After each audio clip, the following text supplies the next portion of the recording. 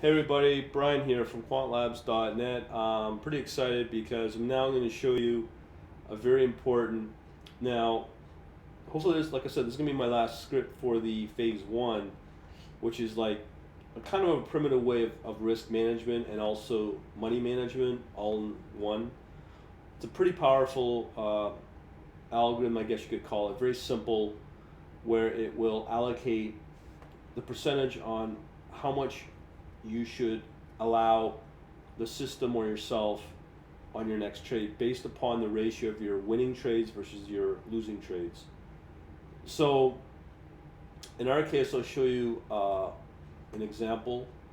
And essentially what we have here in the data, very simple. What we have here is we've got our various positions. This is no different than you would find in the database that I've shown before, my positions database. We have 11 simulated trades. Okay, and what we're doing, all we're calculating here is with a pair where we have the short and the long. The short, there's going to be an entry, there's going to be an exit for the short as well. So we'll take the difference of that, and we're also going to have the long exit and the long entry on both the pair for both their entries and their exit, and we're going to calculate the profit loss on that, the P&L, and then do an overall P&L between the two pairs, and then we'll be able to measure the ratio of the wins versus the loss, as well as maintain the total winning amount of dollars versus the amount of losing dollars for all the trades, and then work off of a set of percentages on that. So that's basically what we have here. Is all the data is pretty well the same, except I've put in here the entry. Okay, we have our long symbol, our short symbol, as well as in here we have it's a big database or a big row, but what we have here is we'll have a short exit as well as our long exit price, okay, and then we'll also have our entries as well, if I can find them right here. Here's our long entry, and then we'll also have our short entry somewhere in here. Yeah, here's our short entry price. Okay, so because this is just simulated, nothing fancy, but all we care is just the difference between the two, total them up, calculate percentage, and then I'll show you what we're going to be doing. All right, so knowing that, I've shown various so if you go to my YouTube channel, and there's a couple of tricks to it. How's your trading going? Let me show you some Okay, so a couple of lessons to learn from this is it's going to be using Mongo. That's where everything gets stored. Towards the end of this playlist, you'll have how to set up a MongoDB server, how to do the insert, the update, the deletes. It's all in here. So again, I'm not going to go over that in the technical. I do introduce it here. I also have it in my code walkthroughs for my Quant Elite members, so we're not going to do that. But just from a historical point of view, when you run this script, you want to make sure that you set up the MongoDB, and again, all those videos will show you how to set it up, but you need to ensure that you're going to set up your Mongo and have it running before you run the test script. Otherwise, the system or the test script needs to connect into the database. I've shown again how to handle that as well. So, being in the Spider here, the IDE integrated development environment, I'm not going to focus on the code. I'm going to have a source code walkthrough for that for all my members. Essentially, what we're doing is just relaunch this. No, we don't want that. We want to run this guy. This guy. Nice bugs in Spider. It's the annoying thing about these IDEs.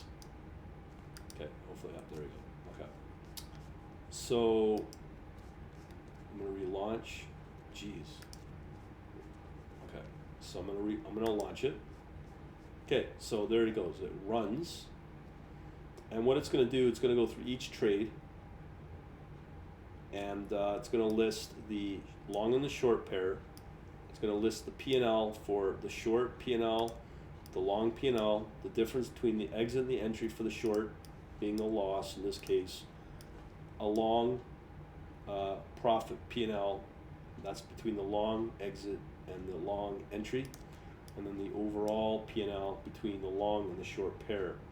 So we have the same thing for trade number 2, and it repeats and it keeps going. Okay, so in this case, trade number 3 will have a long of Amazon and a short of Apple. Same thing. And we have 11 trades here, right? So towards the end, now this is the cool stuff. So in this case, we have a total of 11 trades. In my data, I've set it up where it's just one winner. So we've got 10 losses, one winner. In there, we also track what's the total amount that we're actually winning, the total amount of dollars. So we're only going to win 20 cents, but we're losing $200. So let's calculate a ratio, and then finally from there we can calculate our Kelly percent, which is the Kelly Criterion. So what the Kelly Criterion is saying, because we have so many